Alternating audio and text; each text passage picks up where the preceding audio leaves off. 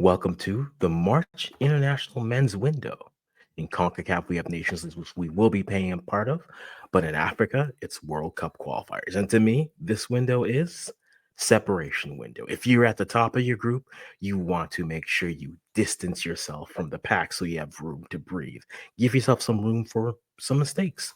But if you are behind, this is the window to make up ground so that you're in striking distance heading into the September windows as well as October. Welcome to the Africans. We do primarily Canadian and African content. So if you like both, make sure you leave a like, leave a comment, subscribe. Let me know who you are rooting for during CAf World Cup qualifiers. Which teams are you rooting for? Because, here we want to see all the African teams do well. Reminder of how everything works. We'll do that in a second. So again, leave a like, comment, give us a subscribe if you like this content. Also leave a comment who you are rooting for. And let's get into the action because we have some action to get into. So before we get going, let's remind everyone how everything works. Here we have 9 groups of about 6, with a few exceptions, teams. The winner of each of these 9 groups gets the automatic bid to the World Cup, 2026 World Cup in Canada, US, and Mexico. The best 4 second place teams will play in the November window in a playoff, in which the winning team will be the sole CAF representative in the Intercontinental Playoff, and they will move on. So winning your group is imperative here, but you also want to accumulate as many points to give yourself a chance to be in second and move through. If you aren't familiar with the groups, let's do a quick rundown of what those groups are, and then let's get into the groups and the matchups I think are big for each group. I wish I could throw all the rosters up here, but I won't do that here. I'll also letting you guys know that after this window, we will have a breakdown of it comprehensive. We have some people in, we might add a few more faces into it, but we'll have a video breaking down all the groups, what we saw, what we're encouraged by, who might be stepping up, who might be in trouble, and the likes. But let's start with Group A. Group A, you have Egypt, who's leading this group, Guinea-Bissau, Burkina Faso, Sierra Leone, Ethiopia, and Djibouti. Now, at the looks of it, you do have Egypt, who are in front of their group with a 4-point cushion. And for them, I think Egypt have a rather simple window in this window coming up. They play Sierra Leone on the 25th, but then also they play Ethiopia on the 21st. So they start with Ethiopia on the 21st, then Sierra Leone on the 25th. I think if you're Egypt, this is a window where you are trying to just distance yourself. If they can finish this window with about at the very least, a 7-point gap between them and Guinea-Bissau, which means they'll need Guinea-Bissau to drop a game, I think they're breathing well, and then they can start to look and see what they need to do moving forward. Other interesting games, especially in that Burkina Faso and Sierra Leone. Sierra Leone is playing Egypt as their last game of the window, but Burkina Faso, they do have Djibouti, which could be, based off how Djibouti have played so far, could be an easy win for them. But then following that, I think it gets very interesting with Burkina Faso because then they have Guinea-Bissau. Guinea-Bissau, that game could be an interesting game for second place. Guinea-Bissau, their matchup, they play Burkina Faso on the 24th, but then prior to that, they'll be playing. It's always so hard to follow these charts. They'll have a big game, but I think that second game on the 24th, that game will be a game for second place. And I think if they perform well, they're doing well. So again, if you're Egypt, you're trying to get at least 4 points to give yourself some space moving forward. Sierra Leone and Burkina Faso, I think they are playing to try to catch Guinea-Bissau. We'll see if they're able to do so. Guys, if you're supporting that side, let me know what chances you think your team has in this window to either get back into the race or maybe distance it. Let me know in the comments below. Group B, right? You have, I think, one of the surprise groups, B and C are some of the 2 surprise groups with teams leading them. And maybe they're giving us a preview of teams that are either overperforming or are knocking on a doorsteps of whatever layer that they are, whatever threshold they feel that they are in Africa, and saying we are ready to take the next step. Sudan, with Ghanaian manager at Qualifiers, really surprised a lot of people with them being in first, Senegal being in second, DR Congo even being in third, Togo a little bit of a disappointment with 3 points only on 3 draws, then South Sudan and Mauritania playing there. I mean, March 22nd, that's a big game. Sudan v Senegal. I think if Sudan can get a result there, a draw for Sudan, I think keeps them breathing, gives them the opportunity to continue to play well. If you're Senegal, I mean, they have Togo on the 25th, and then they have Sudan on the 22nd. So for them, it's if they can have a 6 point window, that vaults them up to the top of the group, and they are breathing well. If you're DR Congo, I think they are trying to maybe get into that conversation for either second, but hopefully first. They have South Sudan on the 21st. I think if you're them, you need to leave with at least 3 points in that game, which then means to end off their window, they'd have Mauritania, which should be a more comprehensive victory for them. DR Congo are looking at 6 points possibly, but they need to finish with 6 points because then if you finish this window at 13, you're breathing a little bit easier and you're still in striking distance of either Sudan or Senegal, depending on how their windows go. I, for one, am very much excited to see how that looks. Togo would need to have effectively a perfect run here. They'd need to be at least at 9 points and hope one of the other teams start to falter. They have Mauritania on the 22nd, and then Togo is also playing Senegal on the 25th. So for them, they'd have to beat a powerhouse, but then also play up to some of the talent that is there. We'll see if they're able to do though. Let me know, guys, in the comments down below how you feel about your teams in Group B. I think Su- I want to see Sudan at least stay competitive and keep either Senegal or DR Congo fighting for that top spot till the end. It's a great story for Sudan. I don't know if they have the horses to necessarily maintain this, but on a 2 game window, we've seen stranger things happen. So I'm rooting for Sudan to get it done, but Senegal and DR Congo, I feel like they are coming. When we look at Group C, I think it's the other surprise group. Rwanda up top with 7 points. There's a bit of a schmozzle, right? Rwanda with 7 points, South Africa with seven, Benin with seven, Lesotho with five. Nigeria, I think, is surprising a lot of people. Depends who you ask, with three, and then Zimbabwe with two. Like we said, this could be a window where you can separate yourself, or it's a window to get back in to the fray. And I think if you're Nigeria, the Super Eagles, this has to be a 6 point window. The 6 point window will keep them within striking distance of the top three teams. And lucky for them, they have Rwanda to start things off. That's their first game on the 21st. And then Nigeria finish off with Zimbabwe. Zimbabwe, you would think, but the problem with Nigeria is always you say the talent that they have at their disposal, they should make easy, quick work of these teams. But for whatever reason, they've just been unlucky in front of the net. Right. So will they be able to do so? We will see. But a big game. I think if Rwanda can get a draw versus Nigeria in their first matchup, yes, you're still in striking distance of your top three teams, assuming they get results. But then after that, Rwanda's next matchup is not as difficult as it seems. They then get Lesotho. And so if they finish a 4 point window for Rwanda isn't terrible. They'd still be near the top of their group. Nigeria would be swimming, maybe a little bit closer, maybe because then Rwanda would be at 11, Nigeria would be at 4. South Africa is interesting this window because South Africa has Lesotho, but then afterwards they have Benin. And I think that Benin South Africa game can be interesting in terms of we expect South Africa to be fighting for a spot. We didn't expect Rwanda. And so I'm looking at Rwanda and thinking, same conversation with Sudan.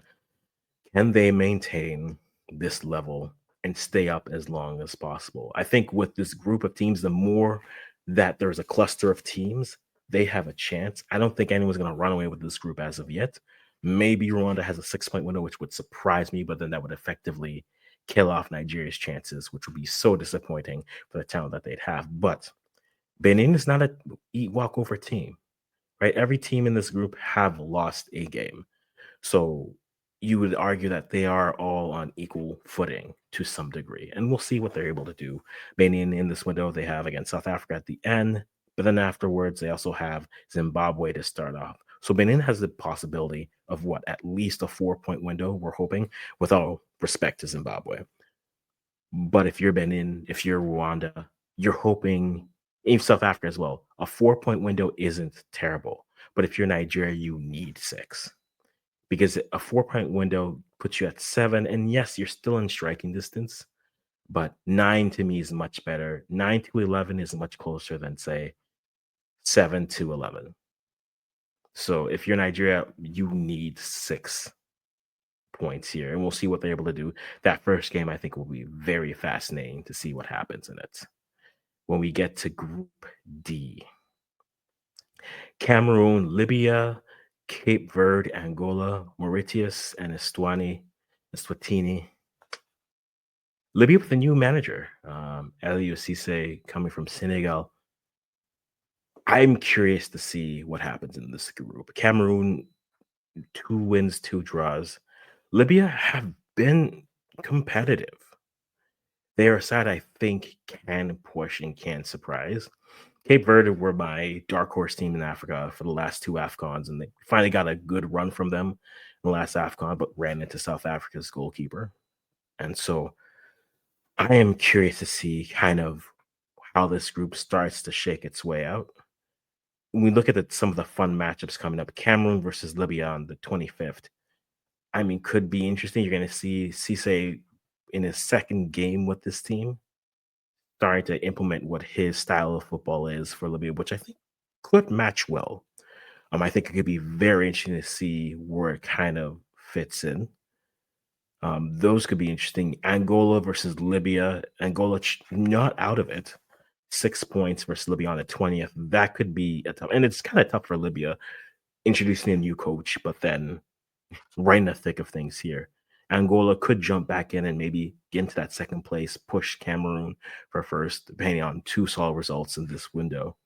Other interesting matchups that you can kind of see Cape Verde, right? They have Mauritius on the 20th, but then afterwards they have Angola on the 25th. I mean, for Cape Verde, not out of it, still within striking distance, 1 point out of first, and tied for second. I think a 4-point window isn't terrible for them.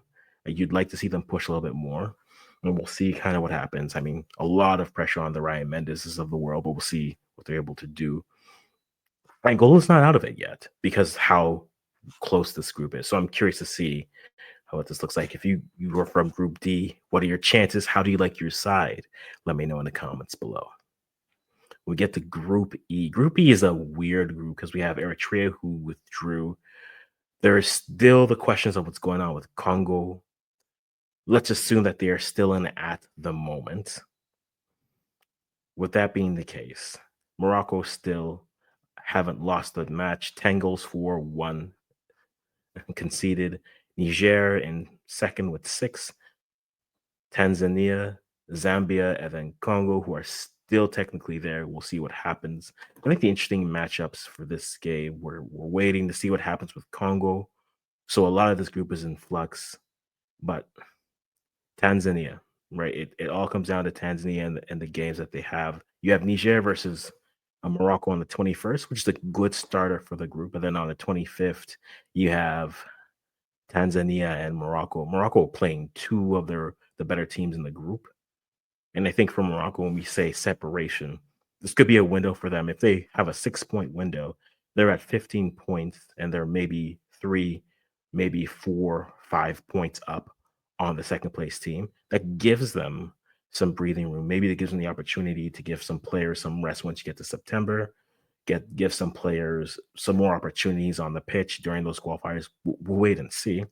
Tanzania are supposed to be playing Congo this window. We will see what happens with that matchup. This group is, unfortunately, there's more questions than answers, and there's more procedural behind the scenes things that are happening with that. I do still think this is Morocco's group to win and to lose, and I don't think they will lose it, but Tanzania, I think, would be my pick right now. Niger could get it done, don't get me wrong, but Tanzania right now is my pick in Group E. We get to Group F. Cote d'Ivoire, Gabon, Burundi, Kenya, Gambia, and Seychelles. Woe to Seychelles. Woe to Seychelles. This group is fun for me because two of my co-hosts, when I started the channel and the podcast, My two best mates. One is from Kenya, the other is from Gambia. So this is going to be a fun game, which I'm going to try to get them to watch together and be angry with each other as good Africans do. But Cote d'Ivoire are right now ahead in their group, 3 wins and a draw. Gabon sitting where they are. I think you look at Seychelles versus Gabon, that you would argue should be an easy, quick win for Gabon. Aubameyang doing Aubameyang things. If you're Burundi and you're trying to get back into this, your first game is the big one. 21st, you're playing Cote d'Ivoire.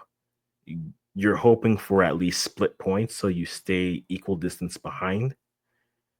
Kenya has Gabon on the 23rd, which is tough. But I think if you're Gambia, because I know there's a lot of Gambians who always tune in here, so thank you guys. Appreciate the love and support. Gambia is in the same position as I say Nigeria would be, and you need a 6-point weekend, which means you need a win versus Kenya, and then following that, you also need a win versus the Ivory Coast, which is a very daunting ask. It would seem on paper. It's not impossible. The Mintes of the world, the Musas of the world, Musa Barros of the world, like they have talent, but the Ivory Coast, Cote d'Ivoire are a different animal for them right now. Would it surprise me? I think it would send shockwaves through this group. A 6-point window, if you assume Cote d'Ivoire draws their first game. You're at 11, they're at 9, they're in striking distance. They can fight for it, right? We've ignored Burundi for the time being. Burundi playing Cote d'Ivoire, their first matchup. Again, there's a way just to catch up on points, stay close, still keep that 3-point distance. But then Seychelles, you would assume that's a win. A 4-point window for them keeps them in striking distance, which I think is all you can ask for them. And same thing for Kenya. If Kenya's trying to get into this, Gabon on the 23rd, not impossible. But then you have Gambia on the 20th, which could be fun. I think Cote d'Ivoire should win this group. The battle for second could be fascinating, but Gabon could start to put some distance between themselves and, woe to Seychelles. Thank you for coming. Group G, by definition, is the most open group. And this group could be a group that you look and say, 9 points, 9.666, and then nothing. Algeria, Mozambique, Botswana, Guinea, Uganda, Somalia. Which team can separate? You're 1 win away from being, at the very least, a win away from second. And draws won't kill you. Unless the team goes over this window, they're still going to be very much in the thick of things here.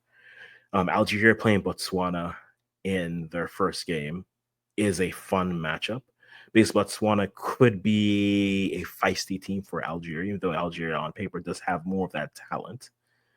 Uganda versus Guinea on the 25th, a fun affair. Guinea versus Somalia, good for the points. Botswana versus Somalia as well. Mozambique versus Uganda. First game of that window. I think that is a game that could set the tone. If you're Mozambique, it's a 6-point swing game, right? Mozambique winning that, you're now 6 points up, and you gotta need now 2 wins and 2 losses from Mozambique just to be level with them. And for Uganda, a win puts you level with that team and creates more of that tension, more of that schmozzle, for lack of better words, in this group. This group is going to be fun to watch. On paper, you assume Mozambique gets it done, but I'm not going to count them out. Uganda is a pleasant surprise for me as well. They've been building quite well, and I think as a side, they can do some fun things. And I'm very much looking forward to see. We already mentioned the Guinea matchup, but then Uganda also has, we said, Mozambique coming through. When it comes to Botswana has Algeria, as we've mentioned, but then they also have this window.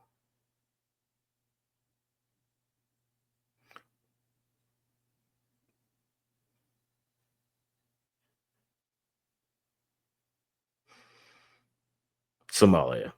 Took me that long. ADHD is real. But Group G, I think Group G is going to be a fun group to watch. This It's not the group of death from the quality. I think it's a group of death because it's so tight. There's not much you can really do with it. If you're in Group G, you know the drill. Let me know how you think your team's going to do with that as we move through. Again, guys, let me know how you see it. Which players are you excited to see as well? I haven't seen all the rosters yet, so let me see in the comments as it comes through who you're excited to see. Group H: Tunisia, Namibia, Liberia, Malawi, Equatorial Guinea, and Sao Tome and Principe. Equatorial Guinea forfeited 2 matches because Emilio Nuse was deemed ineligible, and that's a whole thing, which again almost basically torpedoed Equatorial Guinea's chances. They're not out of it yet, but it's getting late really early for them. When you are looking at Tunisia, I think this is a window for them where they could give themselves some breathing room. They have Liberia on the 19th, which is not an impossible matchup, and then they have Malawi on the 24th. I think for them a 4-point window is manageable. Finish this group with 14 points. Finish this window with 14 points. Then if you're in Namibia is playing Equatorial Guinea on the 24th, but then they're also playing Malawi on the 20th. So if you're Malawi, you have 2 opportunities to get back into this game, but Namibia, Equatorial Guinea will be a tough match, and Malawi will be a tough match as well. Don't be surprised if either Liberia or even Malawi are in second place by the end of this window. I wouldn't be surprising for me to see. And then with Liberia, you know that they're playing Tunisia, but then afterwards they're playing Sao Tome and Principe. So Tunisia, again, this could be their opportunity to distance themselves a bit from the pack, give themselves a breathing room, or that grace game where maybe they cannot have their best game and they'll be fine. But we'll kind of wait and see how that looks. Group I. Yes, the Ghanaian bias comes out here. Comoros, Ghana, Madagascar, Mali, Central African Republic, and Chad. It's interesting when you think about and you talk about Ghana, all the buzz, all the dark clouds about their program. And when you look at the World Cup qualifiers, they're tied for first, just second on goal difference and goals for. They have 3 wins and a loss. Everyone has a loss in this group. And if you're Ghana, this is a window where you can get really healthy, right? Ghana has Chad in their first game, right? Yep, I'm not mad with this. And then they have Madagascar. A 6-point window vaults them very well. Whereas Comoros, who are still playing well, have Mali, a game that they could easily lose. And then after after Comoros have Mali, then they have all of a sudden. This is what happens when you start recording. You forget where you are. You're just staring. So Comoros and Mali on the 20th.